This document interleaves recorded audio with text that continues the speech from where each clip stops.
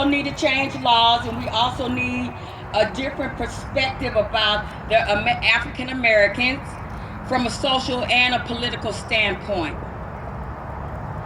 We, as black people, make up 12 to 13% of the population, and majority of the men in prison are black. Unemployment and living in poverty.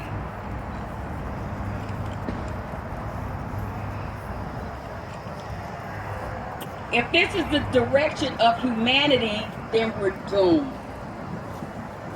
Things have to change. So what are we going to do about it? Thank you very much, and it's a pleasure talking to you guys.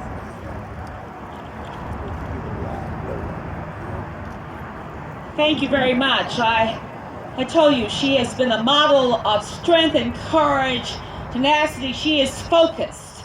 And so she, on behalf of all of her family, which I just so admire the strength that all of her family has shown as you have seen them rally around her, because it is not just this family's loss.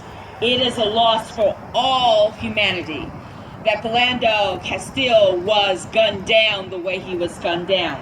I'm going to be very succinct in my comments. I want to stress once again that it is my privilege to represent them in what I believe has to be a move so that we, not only in this community, but as a nation, move to higher ground. I want to particularly thank Reverend David Keaton for having brought us together.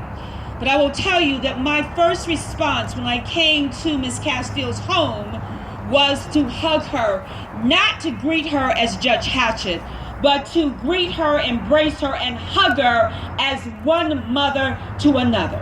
A woman who has two young adult African American men as sons. Because Philando is a son to all of us. This should not just be this family's pain. It should be one that we all share collectively, but more importantly, that we are committed to make a change. With respect to the next steps in the legal action, yes, we will aggressively pursue justice on his behalf. Yes, there will be a lawsuit. We will not share those details of the lawsuit now. It will be filed, and of course, at that point, it will become a matter of public record. Anticipating one of your questions today is that you will ask me my reaction to the officer's attorney. My response is simply this: I will see you in court. Lastly, I want to share with you what my son shared with me when he said, "Mom, you must do something. You must step up. You must help give a voice to this family." And so we are in a situation now where I'm proud to say that we are going to make sure that working class people have a legal dream team. I will not rest until justice is done. And so my son shared this with me, and I'll share this with you in closing before we take questions. And it is a litany. This time, he wasn't running from the police. This time, he wasn't fighting with the police. This time, he was not trying to get his gun. This time, he was not acting irresponsibly. This time, he was not doing anything unlawful. This time, we had a young man employed, loved by his co-workers, adored by the children that he served, loved by his family, loved by a community, respected deeply.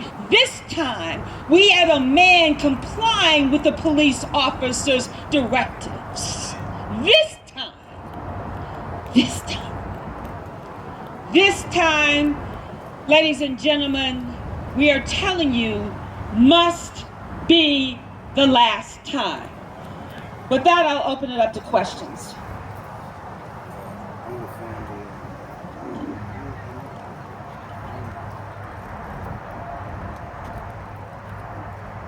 if you know anything about my background, you know that I have long been an advocate for families and children. And so we have found a connection, I think, immediately. Absolutely. Absolutely.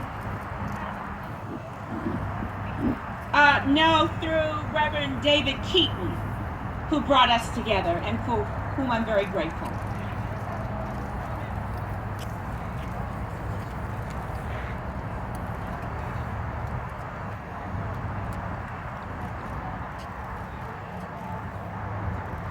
My response to that is that I will see him in court.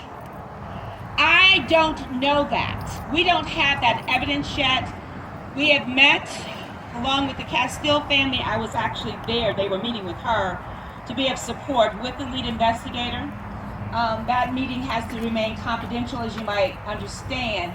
But I'm not going to comment on that. I am going to see them in court, and trust me and believe, we will be well prepared.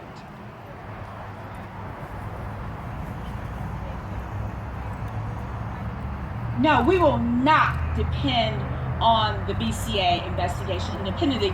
Clearly, that will be an important part of the evidence in this case.